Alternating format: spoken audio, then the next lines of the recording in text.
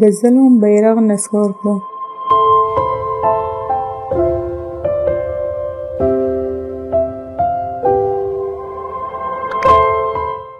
د ټول جهان وګداره ته هر څه لرې او هر څه کولای شي.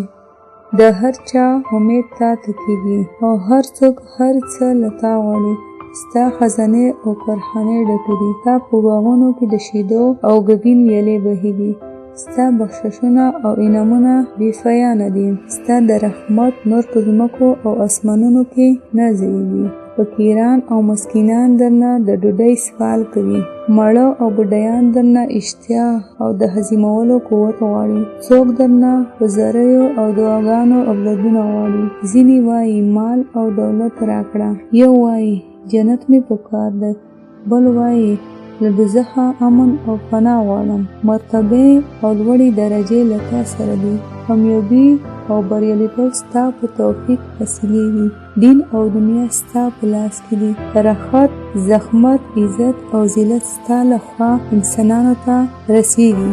بهر او خزان ته راولې. مرګ او ژوندون ستا په اختیار کې دی. هر څه ته کولی شي او هر څه له تا غوښتل کېږي. د دې جهان او د هغې جهان اجرونه، خیرونه، خوندونه او خوشحالۍ خلکو ته ورکوي. زه پوهېږم چې تا سره هر څه شته، مګر زه هر څه نه غواړم.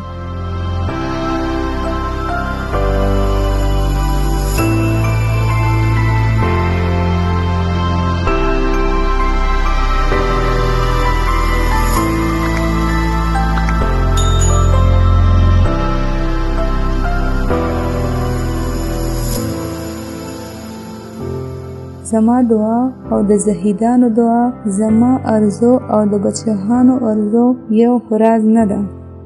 زما سوال د بډایانو او مسکینانو له سواله ډېر توپیر لري. زه نه وایم چې ځمکې او پیسې راکړه. نه غواړم چې عزت مې ډېر لوړ او رتبه مې لوړه شي. موټرونه او اسونه مې نه دي پکار. کلاوې او ودانۍ نورو ته ورکړه. پټي او باغونه هغه چاته وبخښه چې په خاورو نه مړېږي. په بنګونو کې د سوداګرو پیسې زیاتې کړه. د بزرګۍ اعتبار مه راکوه، ځکه چې ستا په تقوت او عبادت کې له نورو نه اجر او عزت غوښتل راته ښه نه ښکارېږي. زه له دې ټولو نه تېر یم او نور څه غواړم.